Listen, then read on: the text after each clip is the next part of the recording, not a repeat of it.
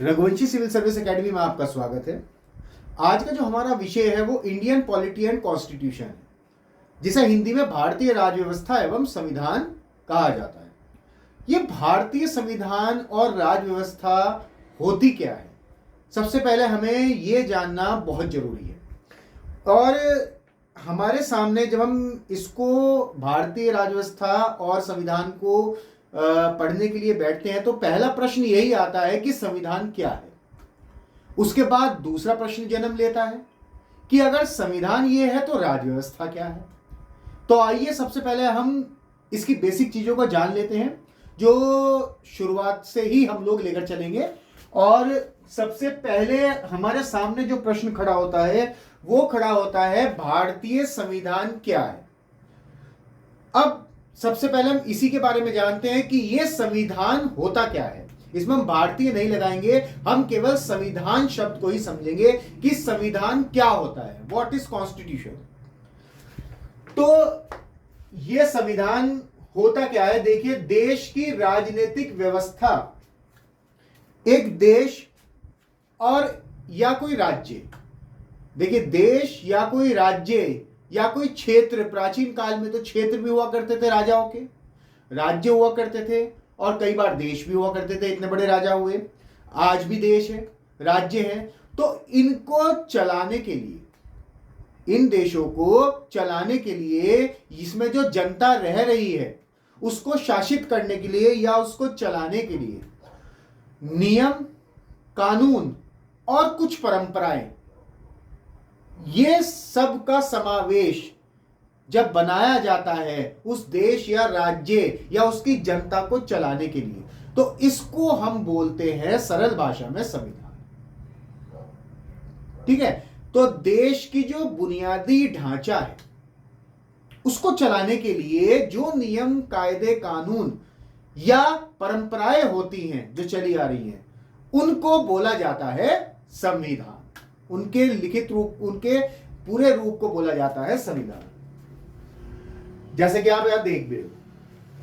दूसरी चीज, ये तो संविधान हुआ। संविधान के द्वारा देखिए, किसी भी देश को चलाने के लिए 3 प्रकार की संस्थाएं होती हैं। पहली संस्था, वो संस्था उस देश की जो कानून बनाने का काम करेगी। दूसरी संस्था जो उस कानून को लागू करेगी। और तीसरी संस्था, यदि ये दोनों संस्थाएं गलत चलती हैं तो इसके ऊपर निरीक्षण करेगी, और अगर ये गलत कानून बनाते हैं या गलत कानून को लागू करते हैं तो इनके ऊपर वो एक्शन लेने के लिए जिम्मेदार होती है। तो इन तीनों संस्थाओं की रचना या स्थापना भी किसके द्वारा की जाती है, वो भी संविधान के द्वारा की जाती है। अब यहां पे मैंने 3 संस्थाएं बनाई हैं जो संविधान के द्वारा स्थापित की जाती हैं। एक तो विधायिका, जैसे कि नाम से पता लगता है, विधायिका। विधायिका का मतलब विधान बनाने वाली इकाई, यानी विधायिका जो कानून बनाती है, लेजिस्लेटिव। दूसरी कार्यपालिका, एग्जीक्यूटिव, यानी कि कार्यपालिका का मतलब जो इस बने हुए कानून को लागू करेगी, वो संस्था कहलाती है कार्यपालिका। और तीसरी संस्था होती है जब ये दोनों संस्थाएं यदि कुछ गलत कानून बनाती हैं। गलत कानून का मतलब क्या होता है, आप पहले इसको समझिए। गलत कानून का मतलब होता है जब संविधान होता है और संविधान जनता के लिए बनाया जाता है, और जब वो जनता के लिए ना बनके उसका दुरुपयोग हो, या राजा जो है अपनी तानाशाही करे और ऐसा संविधान का निर्माण करे जिससे केवल एक वर्ग को या उसी राजा के वर्ग को फायदा पहुंचता हो और जनता को ना पहुंचता हो, तब यहां पे हमें तीसरी संस्था की आवश्यकता पड़ती है जो इनके बनाए हुए कानूनों को निरस्त करेगी और यहां पर जनता के हितों की रक्षा करेगी। तो ऐसी संस्थाओं की जन्मदाता भी कौन माना जाता है, संविधान। संविधान के द्वारा इन संस्थाओं की क्या क्या शक्तियां हैं, क्या क्या इनके दायित्व हैं, और इनके बीच में, इनके और जनता के बीच में जो संबंध है वो किस प्रकार से रहेंगे, क्या क्या इनके अधिकार हैं, उन सबको भी, उन सबकी भी व्याख्या, उनको एक्सप्लेन कौन करता है, संविधान करता है। लोकतंत्र में अब एक शब्द आता है यहां पर लोकतंत्र। देखिए लोकतंत्र का मतलब होता है जब लोगों के द्वारा राजा चुना जाए। जैसे आज आप वोट डालकर एमपी एमएलए को चुनते हैं और फिर प्रधानमंत्री बनता है, तो इसी प्रकार से वो लोकतंत्र है। हमारा भारत के अंदर आज लोकतंत्र है। तो लोकतंत्र का मतलब होता है कि जब जनता के द्वारा, लोगों का तंत्र, लोगों के द्वारा राजा को चुना जाए। और लोकतंत्र में जनता में निहित है। लोकतंत्र की जो प्रभुसत्ता है वो किस में निहित होती है? संविधान यही कहता है कि लोक संविधान का जो उद्देश्य होगा वो ये होता है कि लोकतंत्र की जो प्रभुता है, संप्रभुता है, वो जनता में निहित है। इसका मतलब समझ लेते हैं। इसका मतलब ये है कि जनता हर 5 साल बाद सरकार चुनती है, तो जनता 5 साल बाद सरकार गिरा भी सकती है। तो सारी की सारी शक्ति का जो स्रोत है उस सरकार को चुनने का, उस देश की या राज्य की सरकार को चुनने का, वो कौन है? वो जनता है। और यही डेमोक्रेसी कहलाती है, यही डेमोक्रेटिक वो कहलाता है लोकतंत्र। इसी को हम बोलते हैं लोकतंत्र, लोगों के द्वारा चुना जाने वाला तंत्र।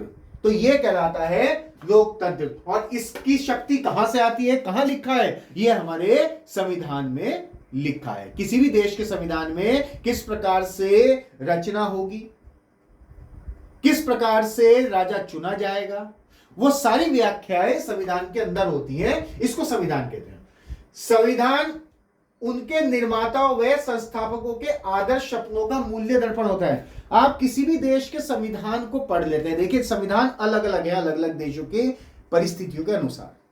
पहले भी रहे हैं राजा महाराजों के समय में। आपने देखा एक जगह राजा महाराजा, बाप का बेटा राजा यानी राजतंत्रात्मक, और एक जगह राजा चुनने का जिक्र आता है लोकतंत्र, यानी कि जो जनता राजा चुने। तो यहां पर आज भी यहां पे संविधान देश में अलग अलग है।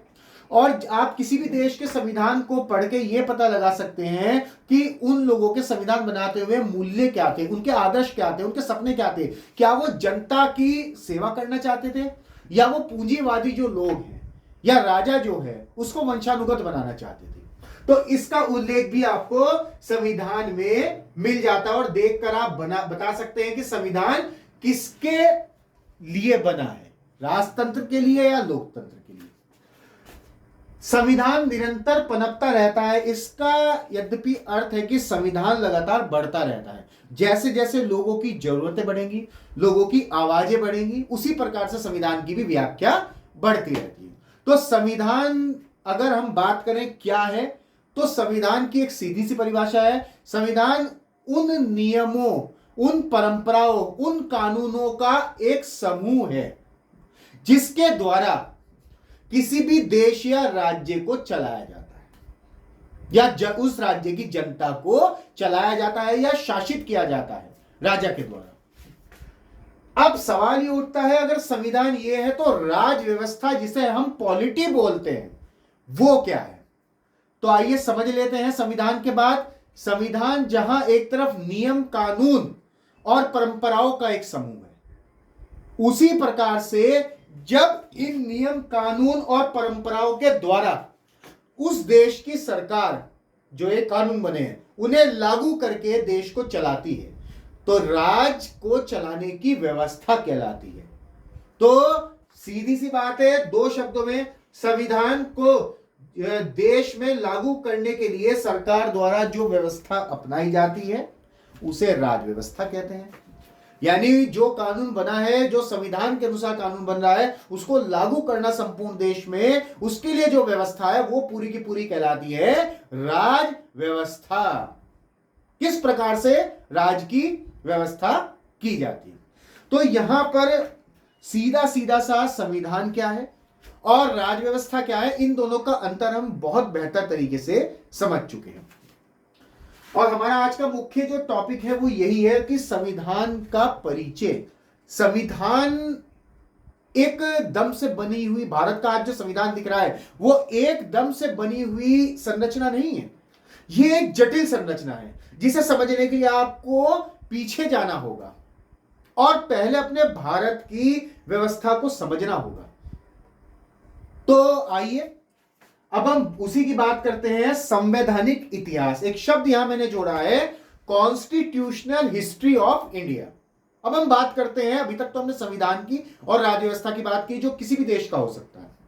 अब हम बात करते हैं हमारे भारत की कॉन्स्टिट्यूशनल हिस्ट्री क्या है। तो देखिए सीधी सी बात है, संविधान का निर्माण अतीत की नींव है, जो बीत गया हजारों वर्षों का सिलसिला। उसी अतीत में उन्हीं नियम, उन्हीं कानूनों और उन्हीं परंपराओं में धीरे धीरे चुनकर आज हमारा संविधान सामने आया है। इसको हम दो नजरों में देखेंगे, और किसी भी संविधान को समझने के लिए अगर आपको संविधान बारीकी से समझना है तो उसकी पृष्ठभूमि और अपने देश के संविधान के इतिहास को समझना बेहद जरूरी है। ये दो चीजें बहुत ज्यादा जरूरी है। तो आइए भारत बात करते हैं भारत में कॉन्स्टिट्यूशनल डेवलपमेंट यानी संवैधानिक विकास। तो अब हम थोड़ा सा पीछे चले जाते हैं। आपको पता है हमारे भारत में हजारों सालों से राजा महाराजाओं का शासन रहा है, और कहीं ना कहीं हमारा जो इतिहास है वो राजाओं और महाराजाओं का रहा है, और ये एक सनातन संस्कृति थी। 1000 ईस्वी तक भारत एक सनातन संस्कृति थी। 1000 ईस्वी के बाद यहां पर मुस्लिम आक्रमण होते हैं, और वैसे तो पहला आक्रमण 750 ईस्वी में बख्तियार खिलजी के द्वारा हुआ था, लेकिन यहां पर जो प्रॉपर मुस्लिम शासन हुआ वो 1000 ईस्वी के बाद देखने को मिलता है। तो उससे पहले एक सनातन संस्कृति थी और ये सनातन राष्ट्र था।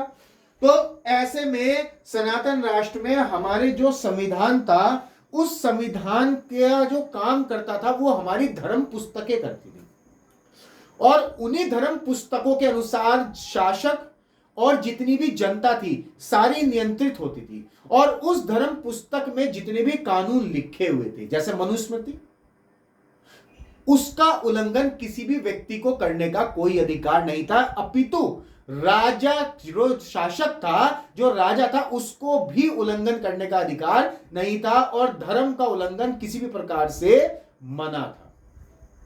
और उन्हीं धर्म की जो पुस्तकें हैं उन्हीं के अनुसार वही हमारा संविधान थी, और उन्हीं के अनुसार हमारा जो देश जो है, राज्य है, वो शासित होता रहा। इसको हम थोड़ा समझ लेते हैं। हम आज से बात करते हैं लगभग 5000 साल पहले की, जब वैदिक काल, सिंधु सभ्यता आई। सिंधु सभ्यता के बाद आप जानते हैं कि यहां पर आर्यों ने आर्य बसे और वैदिक सभ्यता यहां पर आई, जिसमें वेद लिखे गए, और यहीं से हम लोग बेसिकली मानते हैं कि यहां पर हमारे पास लिखित जो सामग्री है वो यहीं से हमें उपलब्ध होती है। तो वैदिक काल में 3000 से 1000 बीसी के बीच में, बीसी का मतलब बिफोर क्राइस्ट, यानी 2024 से पहले का जो समय था, तो 3000 बीसी वैदिक काल था। जो यहां पर भी लोकतंत्रात्मक चिंतन तथा व्यवहार का वर्णन मिलता है। इसका मतलब उस समय में भी समाज कैसा था? समाज लोकतंत्र था, लोगों के बारे में सोच थी, जनता द्वारा राजा चुना जाता था, अपना मुखिया चुना जाता था।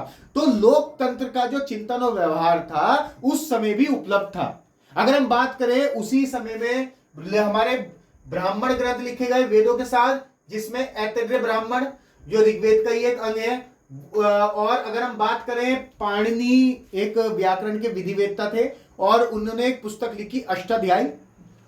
अर्थशास्त्र बहुत फेमस पुस्तक है। आगे मौर्य काल में कौटिल्य ने अर्थशास्त्र लिखी।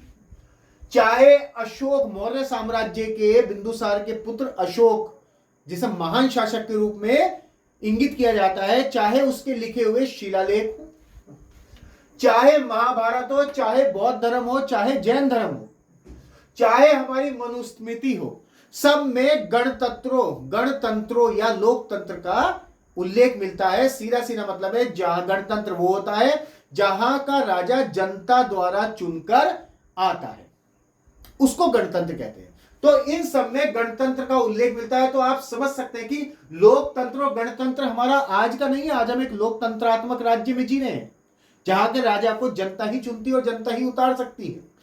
तो यहां पर ये आज का नहीं अतीत है, ये बहुत पुराना अतीत है। 5000 साल पहले की बात कर रहे हैं। तब भी प्रतिनिधियों का जो चुनाव है वो खुली सभा द्वारा किया जाता था। अगर हम बात करें प्रतिनिधियों का जो चुनाव है, जितने भी प्रतिनिधि, जैसे आज के प्रतिनिधि कौन? MP, MLA, member of parliament, member of legislative assembly. तो इनका चुनाव कौन करता है? हम जनता करते हैं। इसी प्रकार से वहां पर सभा द्वारा किया जाता था, तो इलेक्शन वहां भी होते थे, और यही गणतंत्र और लोकतंत्र की नींव है। राजा मंत्री परिषद की सहायता से कार्य करता था, आज भी मंत्री परिषद की सहायता से करता था, और उस समय भी करता था। राजा मंत्री परिषद से बाहर नहीं था, इससे यह पता लगता है। मेगास्थनीज, आपको पता है मौर्य साम्राज्य में, चंद्रगुप्त मौर्य के समय में मेगास्थनीज जो था यूनानी एक यहां पर राजदूत आया था, सेल्यूकस निकेटर का राजदूत था, जो यहां आया था और यहां दरबार में रहा, और उसने यहां के दरबार की सारी चीजों का वर्णन किया है। और उसी समय कौटिल्य ने भी अपनी अर्थशास्त्र में वर्णन किया। कौटिल्य उनके प्रधानमंत्री थे, मेगास्थनीज बाहर से आया हुआ एक दूत था। दोनों के काफी हद तक सिमिलरिटीज मिलती हैं दोनों की बुक में। और मेगास्थनीज ने भी यहां पे जन निर्वाचित सभा का वर्णन किया है, जो राजा की शक्ति पर अंकुश लगाती थी। इसका मतलब है वहां पे लोकतंत्र का वर्णन किया है कि जनता द्वारा निर्वाचित एक सभा थी। जनता जो थी वो एक सभा थी वहां पे, जो जनता के द्वारा चुनी हुई सभा थी, और वही सभा राजा को चुनती थी और उसकी शक्ति पे भी अंकुश लगाती थी, जिससे राजा कुछ गलत ना कर पाए। और सबसे जो इंपॉर्टेंट पुस्तक आती है वो कौटिल्य की अर्थशास्त्र, जिसके अनुसार आज का आप संविधान हमारा उठा लीजिए और उस समय का जो संविधान था उसी हिसाब से विभाग, उसी हिसाब से मंत्री, प्रधानमंत्री, राजा यानी राष्ट्रपति, इन सब का उल्लेख उसी प्रकार से है जो उस समय कौटिल्य की अर्थशास्त्र में दिया गया है। संभवतः आप मान सकते हैं कौटिल्य को राजनीति का जनक कहा जाता है। तो कौटिल्य ने बहुत खुल के अपनी अर्थशास्त्र में यह बताया कि राजा के देवीय अधिकार पर प्रतिबंध था, वो अपने अधिकारों का दुरुपयोग नहीं कर सकता था। अगर राजा ये कहे कि मुझे ईश्वर ने चुन के भेजा है, यह मुझे देवीय अधिकार है, भगवान ने दिया है और मैं जो कहूंगा वो सही है, तो नहीं, वो मंत्रियों की सलाह से ही काम करता था और उनसे बाहर नहीं जा सकता था। यानी वो कंट्रोल था मंत्रियों द्वारा, और मंत्री कंट्रोल थे जनता द्वारा, जैसा आज। और वो अपनी शक्तियों का दुरुपयोग नहीं कर सकता था। मनुस्मृति में तो यह तक कहा गया है कि जिस प्रकार से पागल कुत्ते को मार देना चाहिए, उसी प्रकार से अत्याचारी शासक को भी प्रजा द्वारा समाप्त कर देना चाहिए। तो यही आपका संविधान है, जो उसमें नियम, जो उसमें कानून लिखे हैं वो ऐसे हो जो सबके लिए एक समान होते हैं। तो वो लिखे हुए कानून जिससे बाहर ना तो जनता और ना राजा होता है, शासक होता है, उसे ही हम लोग बोलते हैं संविधान। और उसके अनुसार पूरा देश, उसके राजा, यहां तक कि उसकी जनता शासित होती है। नीतिसार एक 10वीं शताब्दी की बुक है, नीतिसार। आगे हम चलते हैं। वो पूरी संविधान पर लिखी हुई पुस्तक है और उसमें इसी प्रकार से सरकार और सारे विभागों का पूर्ण वर्णन दिया गया है। तो ये हमारा संविधान का जो इतिहास है, प्राचीन काल में इस प्रकार था, वहां भी संविधान था, कहीं धार्मिक पुस्तकों के रूप में, गणतंत्र था, लोकतंत्र था जैसा आज है, तब भी चुने जाते थे वहां पर प्रतिनिधि, और आज भी चुने जाते हैं। अब यहां पर सदियां बीतती रही, मुस्लिम शासकों का आगमन हुआ 11वीं शताब्दी के पास। कुतुबुद्दीन ऐबक, खिलजी वंश, तुगलक वंश, फिर यहां पर आपका मुगल शासक आ गए और यहां पर एक मुस्लिम शासन की चैन चल पड़ी। जो सनातन संस्कृति थी, अब उसके साथ साथ एक मुस्लिम शासन की चैन भी चल चली।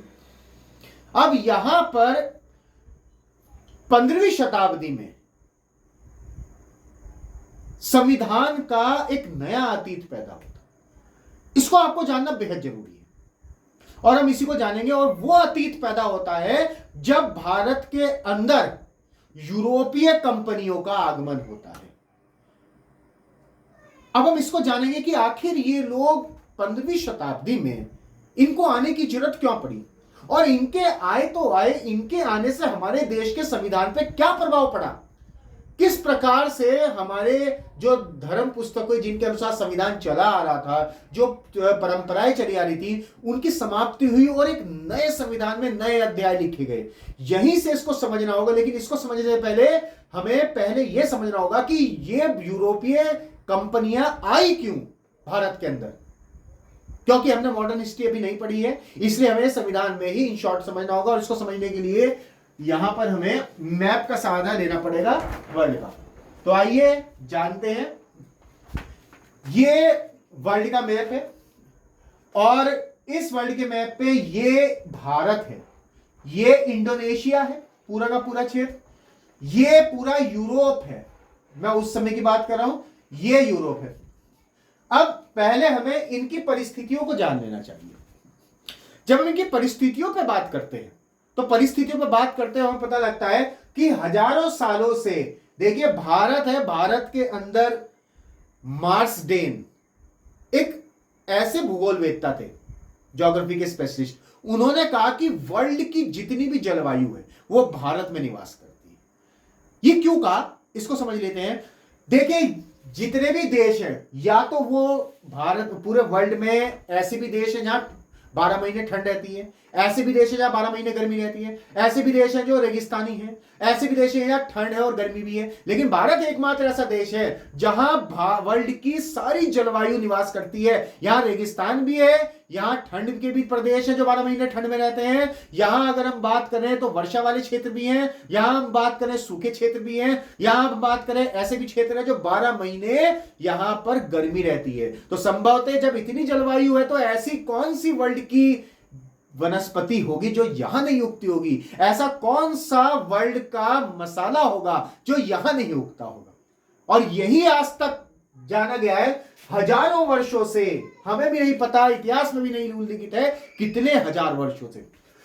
भारत का जो ये साउथ क्षेत्र है और ये जो सुमात्रा बोर्नियो इंडोनेशिया का है, ये पूरी बेल्ट, मैं इसको अंडरलाइन कर देता हूं, भारत का ये और ये इंडोनेशिया, ये मसालों के लिए वर्ल्ड फेमस रहा है, चाहे वो इलायची हो, काली मिर्च हो, लौंग हो, कुछ भी हो, यहां पर इलायची, यहां पर मसाले ही मसाले होता है, क्योंकि यहां 12 महीने बरसात ही बरसात होती है, जो जलवायु चाहिए वो मिलती है।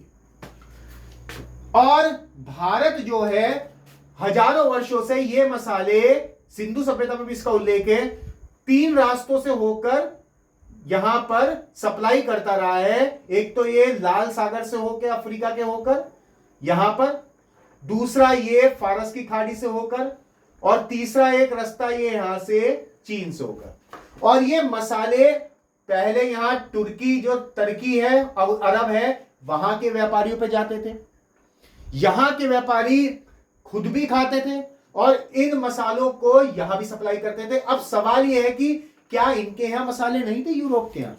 देखिए यूरोप एक शीतोष्ण कटिबंधीय क्षेत्र है जहां पर 12 महीने लगभग बर्फ जमी रहती है, समुद्र से घिरा हुआ एरिया है, ऐसी मिट्टी नहीं है कि यहां पर ये जलवायु है जहां पर ये चीजें पैदा हो जाए।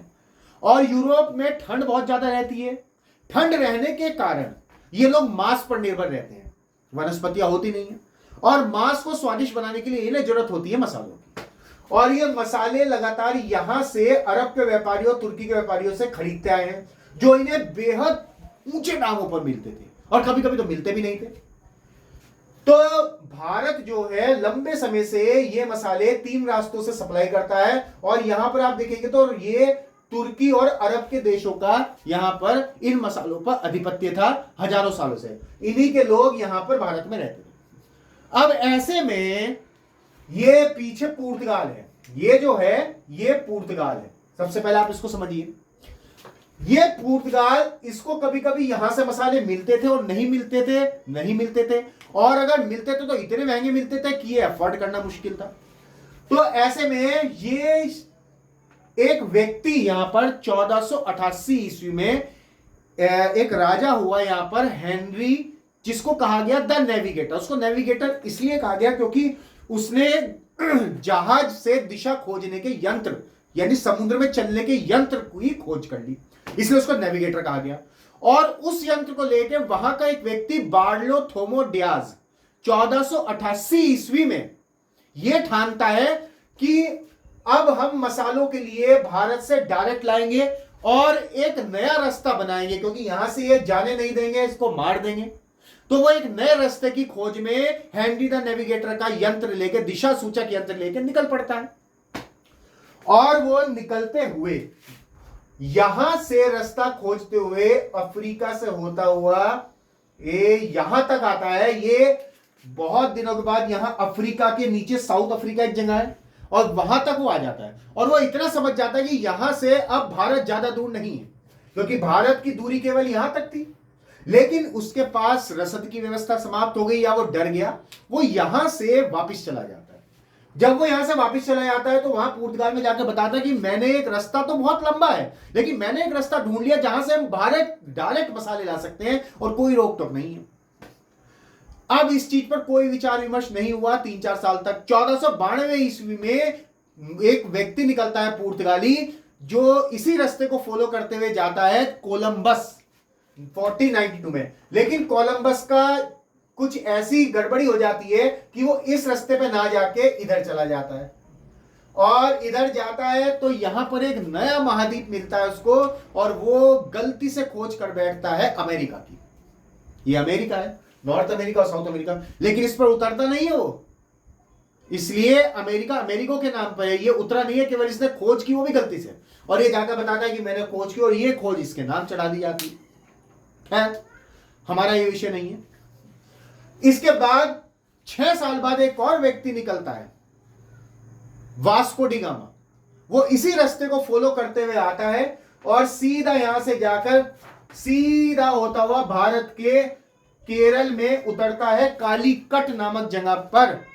और यहां के जो व्यापारी थे अरब के, वो उसका बहुत विरोध करते हैं, क्योंकि उनका कॉम्पिटिटर आ चुका था अब एक नया। और इसी विरोध के चलते हुए वहां का एक शासक था जमेरिन, वो इसका स्वागत करता है।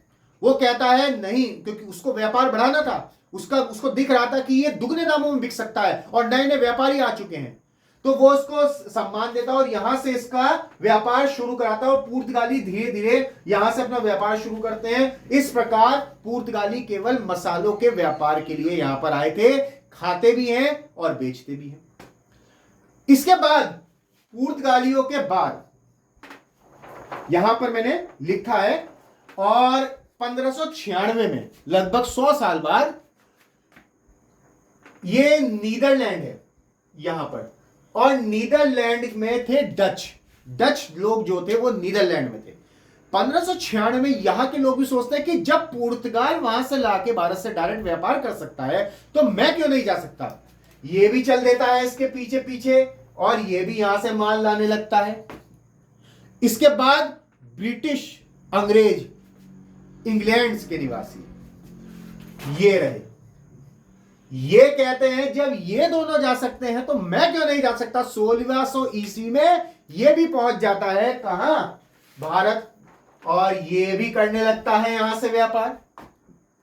इसके बाद यहां पर 1616 में डेनिश यहां पर डेनमार्क है, ये डेनमार्क भी इसके पीछे पीछे पहुंच जाता है, और ये भी भारत से लाने लगता है, व्यापार करने लगता है। और अंत में फ्रांस भी कहता है जब ये सब जा सकते हैं तो भाई मैं क्यों नहीं जा सकता, और ये भी जाता है। और ये पांचों कंपनियां इस प्रकार से पहुंच जाती हैं भारत के अंदर और व्यापार करने लगती हैं। अब जब इतने सारे लोग यूरोप के एक जगह के व्यापार करेंगे, खुद भी खाएंगे, बेचेंगे भी, तो प्रॉफिट भी होगा। और जहां लाभ होता है वहां स्वार्थ होता है, और जहां स्वार्थ होता है वहां युद्ध होता है, और इनके बीच में छिड़ जाता है युद्ध। इन शॉर्ट हम बात करेंगे, अब मैं इसको हटा देता हूं क्योंकि हमारा औचित्य था ये जानना कि ये आखिर आए क्यों, इसी से हमारा संविधान रिलेट करेगा। तो ये इस प्रकार से अंग्रेज, डेनिश, फ्रांसीसी ये सब आ गए और व्यापार और मसाले के उद्देश्य से आए थे, और इनमें छिड़ गया युद्ध। और युद्ध जब हुआ तो अंत में इनके अंदर जो जीत हुई वो इंग्लैंड के निवासी ब्रिटेन, जिन्हें हम कहते हैं ब्रिटिश, उनकी हुई। क्यों? क्योंकि इनकी नौसेना बहुत मजबूत थी, आर्मी बहुत मजबूत थी और नए हथियार थे। तो इनकी जो विजय हुई, इसी विजय ने इन्हें अमर बना दिया और भारत पर इनका एक प्रकार से शासन स्थापित होना शुरू हो गया। अब यहां हम रुक जाते हैं 1600 ईस्वी, जब अंग्रेज भारत में आ चुके थे। हम ये मान चुके हैं कि भाई इन सबको मार के भगा दिया अंग्रेजों ने, और केवल अब अंग्रेज ही रह गए, और पुर्तगाली कहीं दबे कुचले कोने में बैठे हुए रह गए, थोड़ा थोड़ा व्यापार करने लगे। फ्रांसीसी इनके रास्ते में नहीं आते। तो भारत की स्थिति जानना बहुत जरूरी है संविधान को रिलेट करने के लिए। देखिए, संविधान एक उलझा हुआ मांझा है या उलझी हुई रील है, और उसको एक एक धागा पकड़ के आप सुलझाते जाएंगे और संविधान को समझते जाएंगे। तो इस परिचय में इसको ऐसे ही समझना है। और संवैधानिक विकास से बहुत प्रश्न आते हैं, उत्तराखंड पीसीएस में तो बहुत ज्यादा आते हैं, आईएएस में भी आते हैं, पीसीएस में भी, ग्रुप सी में भी आते हैं। अब भारतीय स्थिति अगर हम देखें तो आपको पता है कि भारत एक कृषि प्रधान देश है। तो भारत में कृषक हुआ करते थे जो खेती करते थे, और एक मजे की बात है कि 95 से 98% भारत की जनसंख्या खेती करती थी, कृषक थी इस समय, और ये खेती करके अपने लिए दाल चावल अनाज ये सब उगाते थे। इसी के साथ साथ जमींदार हुआ करते थे गांव के, जिनके अंडर में 1 या 2 गांव होते थे। ये खेती करने के लिए किसानों को जमीन देते थे और उनसे टैक्स वसूलते थे। ये टैक्स राजाओं पे जाता था, तो राजा होते थे। राजा 2 तरीके थे, हिंदू राजा और कुछ मुस्लिम शासक भी उस समय थे जिनके पास ये टैक्स जाया करता था। तो कृषक थे, जमींदार उनके ऊपर थे, और उनके ऊपर राजा थे और मुस्लिम शासक थे। ये स्थिति थी। इन राजाओं और मुस्लिम शासकों के दरबारों में सेना हुआ करती थी जो डराने के काम आती थी किसानों को भी, या कोई उनके खिलाफ आवाज उठाता था उसको आवाज को दबाने के काम आती थी। अब कारीगर एक वर्ग था। हमारे यहां उस समय कोई फैक्ट्री नहीं थी जब अंग्रेज भारत में आए, समझिए आप इस चीज को। केवल हाथ से सूती वस्त्र काता जाता था, कोल्हू से पीड़ का तेल निकाला जाता था, गन्ने का रस निकालकर खांड और ये मिश्री बनाई जाती थी, तो शक्कर बनाई जाती थी। तो यही सब हमारा छोटे छोटे हाथ से चमड़े के जूते बनाए जाते थे। ये ऐसे जो छोटे छोटे काम थे ये कारीगर वर्ग करता था वहां, जिसे शूद्र वर्ग में भी रखा गया।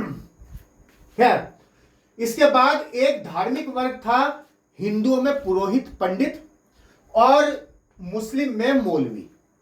यह धार्मिक वर्ग था। हमारे हिंदुओं में सिखाने के लिए मंदिरों के साथ साथ गुरुकुल हुआ करते थे। कहते हैं हर गांव में एक गुरुकुल था। 98% गुरुकुल थे उस समय भारत के अंदर, जो जमीनी और धार्मिक शिक्षा से जोड़ने का काम करते थे और संस्कारों को एक पीढ़ी से दूसरी पीढ़ी तक पहुंचाते थे।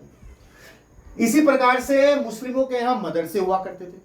तो यह उस समय भारतीय स्थिति का ब्यौरा है जिस समय अंग्रेज भारत में आए 1600 ईस्वी में। मैं वहां की बात कर रहा हूं। हालांकि मैंने आगे की बात बताई है कि इनको युद्ध के दौरान मार के भगा दे, लेकिन हमें यहीं से संवैधानिक इतिहास को पकड़ना है। और अब कैसे आए, मैंने आपको बताया कि जब अंग्रेज 1600 ईस्वी में भारत आए तो वहां पे महारानी का राज होता है ब्रिटेन, इंग्लैंड में, और इंग्लैंड की महारानी समय थी महारानी एलिजाबेथ। तो वहां के बहुत बड़े बड़े व्यापारी थे, लगभग 217 व्यापारी। उन्होंने कहा कि हमें अपनी एक कंपनी बनाते हैं जिसका नाम था east India company. East India company यानी कि उनका उद्देश्य क्या था, भारत में जाके व्यापार करना। भारत कहां है, पूर्व में, तो पूर्व में स्थित ईस्ट इंडिया कंपनी यानी पूर्वी भारत की कंपनी, एक कंपनी बनाई जिसके अंदर 217 भागीदार थे। उनकी पूंजी थी 30,133 पाउंड, उस समय पाउंड, ठीक है। और उन्होंने एक कंपनी बनाई, और कंपनी बना के, लेकिन जब भी उस देश का नागरिक कोई काम भारत बाहर व्यापार करने के लिए जाएगा तो उसे उस देश की महारानी की इजाजत लेनी जरूरी है। महारानी की इजाजत ली इन्होंने 31 दिसंबर सन 1600 ईस्वी में, और व्यापारियों ने एक कंपनी बनाई। 15 वर्ष के लिए महारानी की इजाजत ली कि हम यहां से वहां भारत में और इंडोनेशिया में पूर्वी क्षेत्र में व्यापार करने जा रहे हैं, इसलिए हमने एक कंपनी की स्थापना की है। हालांकि हमें एक नियम जारी किया जाए, नियम को कहते हैं हम चार्टर, एक चार्टर जारी किया जाए, 15 साल के हमें व्यापार करने की अनुमति दी जाए, जिससे हमारे देश की प्रगति हो, वहां का जो माल है वो यहां पर आए, संस्कृति आदान प्रदान हो। तो ऐसी चीजों के लिए यहां पर महारानी एलिजाबेथ से प्राप्त करके चार्टर इन्होंने भारत और दक्षिण पूर्व एशिया के लिए एक कंपनी का निर्माण किया जिसका नाम था ईस्ट इंडिया कंपनी। बहुत ध्यान से समझिएगा एक एक पॉइंट। कंपनी की शक्ति क्या, उसकी पावर रहेगी, क्या उसके विशेष अधिकार रहेंगे, कब वो कौन सा काम कर सकते हैं, ये सब लिखा हुआ था उनके चार्टर में। ये महारानी एलिजाबेथ ने 15 साल के लिए उनको दे दिया। यहां से प्रश्न आता है कितने साल के लिए दिया, कितनी संपत्ति थी, कितने भागीदार थे, कब दिया, ये ध्यान रख रहे हैं। ये पहला चार्टर है 1600 ईस्वी में। अब ये ईस्ट इंडिया कंपनी को भी आप समझ लीजिए, हालांकि इसका विकराल रूप आपको बाद में दिखेगा। अब ये व्यापार करने के लिए आए हैं, और व्यापार करने के लिए इन्हें जिन चीजों की जरूरत है आप उसको समझिए। अब ईस्ट इंडिया कंपनी के दो जगह संचालित होती थी, एक तो ब्रिटेन में जिसको गृह सरकार कहते हैं, क्योंकि कहां की थी वो, होम कहां था उनका, ब्रिटेन में, और दूसरा इंडिया में जहां वो ईस्ट इंडिया कंपनी को संचालित कर रहे थे। अब कैसा संचालित हो रही थी, जरा सा ये समझिए। ब्रिटेन में जो एक कोर्ट ऑफ प्रोप्राइटर, ये जो होते हैं कोर्ट ऑफ प्रोप्राइटर, ये होते थे जो 217 भागीदार थे जिन्होंने इस कंपनी में पैसा लगा के इस कंपनी को शुरू किया, ये होते थे court of proprietor. Court of proprietor यानी मालिक उस कंपनी के, और ये मालिक उस कंपनी का प्रशासन चलाने के लिए, भारत के अंदर कैसे प्रशासन चलेगा, इनके बीच की कड़ी भारत की और कोर्ट ऑफ प्रोप्राइटर की। तो ये court of proprietor court of director की नियुक्ति करते थे, यानी एक बोर्ड होता था जिसमें 24 सदस्य होते थे।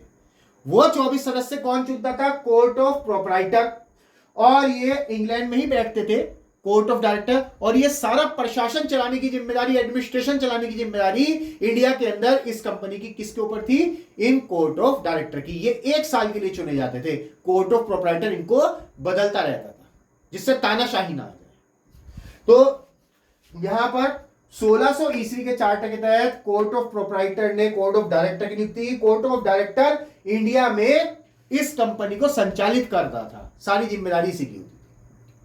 अब इंडिया में ये लोग अपने आदमी भी भेजेंगे जिसमें गवर्नर बनेंगे, गवर्नर जनरल बनेंगे और वायसराय बनेंगे, ये हम आगे पढ़ेंगे। तो हमारा संविधान का जो परिचय था, आप देख रहे हैं संविधान आज का नहीं है, संविधान हजारों वर्षों पहले से चलता आ रहा है। उसके अनुसार राजा और मंत्री परिषद और जनता शासित होती आ रही है। तो संविधान ऐसे नियम और कानूनों का, परंपराओं का एक समूह है जो जिसके द्वारा पूरा देश, पूरे देश के अधिकारी संचालित होते हैं, और जिस प्रकार से वो नियम कानूनों को लागू करते हैं उस प्रकार को, उस व्यवस्था को राज व्यवस्था कहते हैं। तो इस प्रकार से हम पीछे से लेकर हजारों सालों से अंग्रेजों के 1600 ईस्वी के चार्टर तक आ चुके हैं। इनको आप बहुत बेहतर तरीके से पढ़िए। कल हम इसके आगे के चार्टर पढ़ेंगे और ये चार्टरों में जिस जिस तरीके से अंग्रेजों की ताकत बढ़ेगी आप देखेंगे और समझेंगे, उस तरीके से देश भी इनके हाथों में जाएगा, और उसी तरीके से ये अपने कानून लागू करेंगे, नियम लागू करेंगे, संविधानों में बदलाव करेंगे। और इस स्थिति को आप ध्यान में रखिएगा, यही स्थितियां परिवर्तित होंगी, विद्रोह भी होगा, बहुत कुछ होगा। तो इसको आप ध्यान रखिएगा। कल हम इसके आगे का चार्टर करेंगे और ये संविधान का परिचय है। आप अपनी परीक्षा वाणी में से पढ़िए, पीछे के क्वेश्चन कीजिए इसके जितने भी आते हैं, फिर आपको इसका हम टेस्ट देंगे, वो आपको ऑनलाइन टेस्ट करना है और इसके बाद आपकी तैयारी अच्छी रहेगी। लेकिन इसको आप समझिए, जिसको भी कोई समस्या आती है, अभी लाइव क्लासेस में थोड़ी प्रॉब्लम आ रही है, तो मैं अभी इसको 1-2 दिन में सॉल्व आउट करके और हम लोग लाइव भी आएंगे, ठीक है। वैसे मुझे लगता नहीं आपको आवश्यकता पढ़ने वाली है, तो आप इसको पढ़िए और देखिए। इसके आप नोट्स बनाइएगा, नोट्स बनाने बेहद आवश्यक है। पिक्स आपको मिल जाएंगी इसकी,